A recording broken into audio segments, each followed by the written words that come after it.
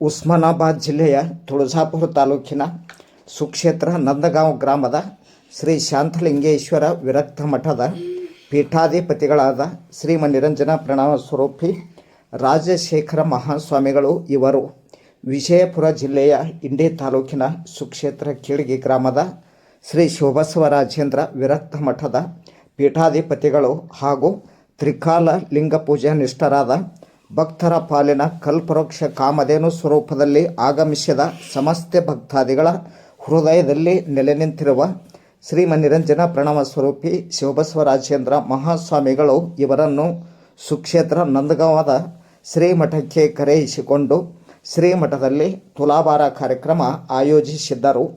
ಅಪಾರ ಭಕ್ತರ ಸಮೂಹದ ಮಧ್ಯದಲ್ಲಿ ಕೇಳಿಗೆ ಶ್ರೀಗಳ ತುಲಾಭಾರ ಸಮಾರಂಭದ ಒಂದು ಝಲಕ್ ನೋಡೋಣವೇ ಬನ್ನಿ. ಹಾಗಾದರೆ ವೀಕ್ಷಕರೇ,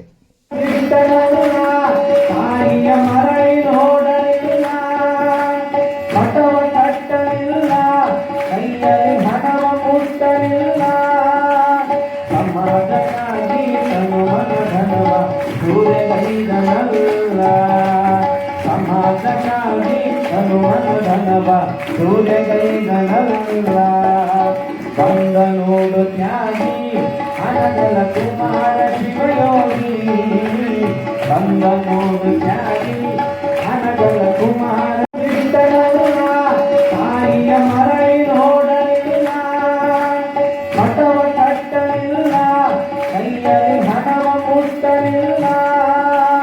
ಸಮಾಜಕ್ಕಾಗಿ ತನುವನ ಧನವ ಸೂರ್ಯಗೈದನಲ್ಲ, ಸಮಾಜಕ್ಕಾಗಿ ತನುವನ ಧನವ ಸೂರ್ಯಗೈದನಲ್ಲ. ಬಂದನೋಡು ತ್ಯಾಗಿ ಹಣಗಳ ಕುಮಾರ ಶಿವಯೋಗಿ, ಬಂದನೋಡು ತ್ಯಾಗಿ ಹಣಗಳ ಕುಮಾರ ತಾಯಿಯ ಮರೈ ನೋಡಲಿಲ್ಲ, ಮಠವ ಕಟ್ಟಲಿಲ್ಲ, ಕೈಯಲ್ಲಿ ಹಣವ ಮುಟ್ಟಲಿಲ್ಲ.